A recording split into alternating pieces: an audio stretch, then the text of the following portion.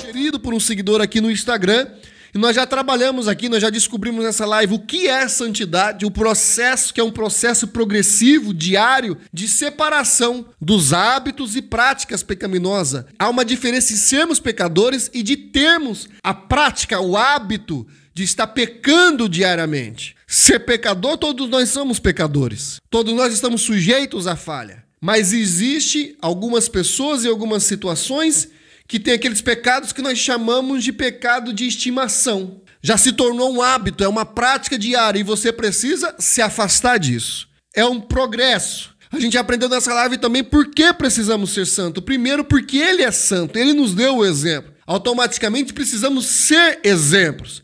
E também para ver Deus, porque sem a santificação, sem essa separação das práticas pecaminosas, ninguém verá o Senhor. Aí nós entramos aqui no terceiro tópico dessa live, 3 ações para a santificação. Nós aprendemos que não podemos negociar os valores espirituais.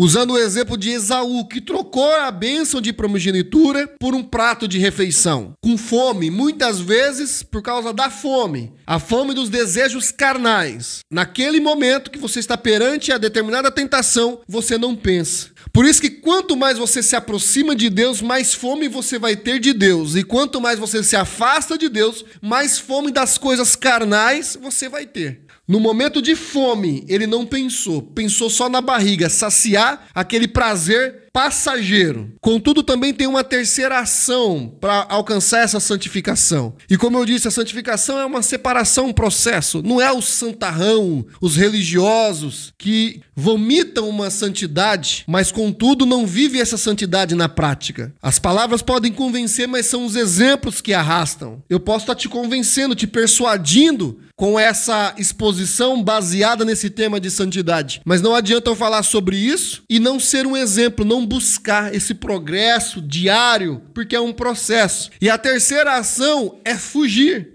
E nós nos baseamos muito facilmente nisso na vida do próprio José do Egito. José, quando estava na casa de Potifar, que a mulher de Potifar desejou José, José literalmente fugiu. Então fuja daquilo que te seduz. Tem um texto que eu quero ler com vocês, que está em 1 Coríntios, capítulo 6, verso 18. Olha o que o texto diz. Fugir da prostituição. Fugir. Uma fuga, literalmente. José, ele fugiu não de forma figurada, ele fugiu de forma literal. Ele estava perante uma tentação e literalmente ele fugiu. Então fuja daquilo que te seduz. O sábio, em um dos provérbios, conta de um jovem que descia pela rua, que nessa rua tinha a casa de uma mulher sedutora, e ele poderia ter cortado o caminho dessa rua, e ele resolveu passar por essa rua, e essa mulher sedutora era casada, e seduziu esse rapaz, convenceu esse rapaz a entrar em sua casa e cair no adultério. Então muitas vezes você precisa literalmente fugir da aparência daquilo que lhe leva a uma tentação. Não há pecado nenhum em ser tentado. Não há pecado nenhum. Todos nós somos tentados diariamente. Mas você precisa resistir à tentação.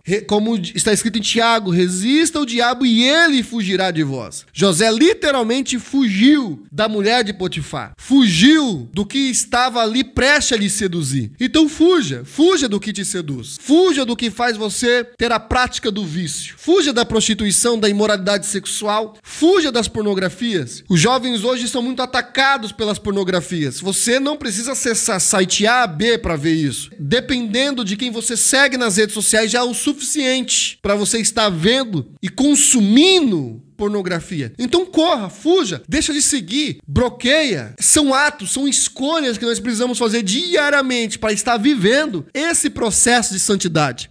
Então, nesse